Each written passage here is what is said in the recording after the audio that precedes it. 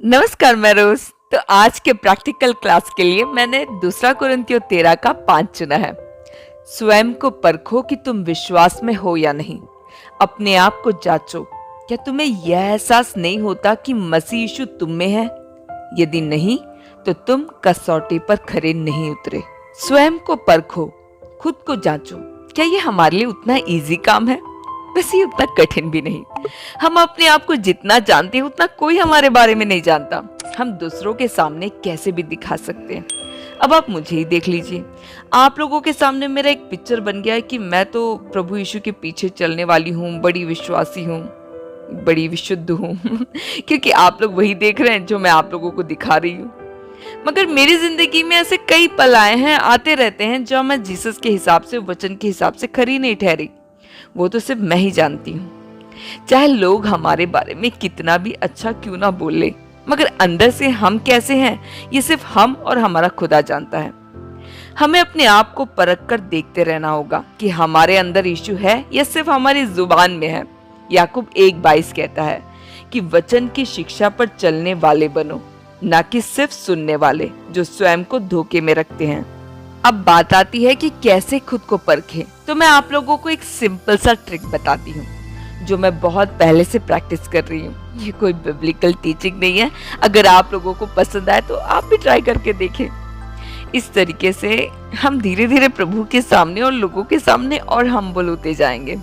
तो सुनिए, नॉर्मली जब हम लोग सोने के लिए बेड में लेटते हैं तो हमको तुरंत तो नींद नहीं आती। थोड़ा समय हम लेते हैं सोने में, और ये थोड़ा सा समय में हमारी सोच कहाँ कहाँ तक घूम कर आ जाती है।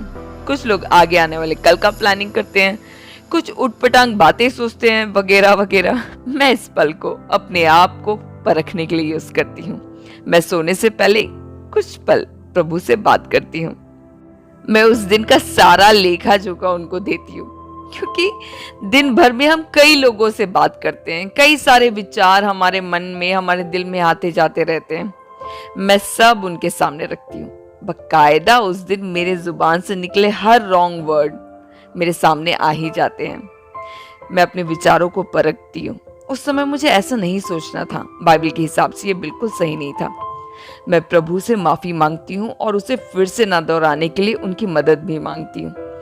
रोज रोज का बैलेंस शीट मैं क्लियर करके ही सोती हूँ, ताकि अगर कल मैं सुबह अलार्म ऑफ करने के लिए नहीं उठ पाई और इस दुनिया से उठा ली गई तो सीधे अपने मसीह के गोद में ही उठूं।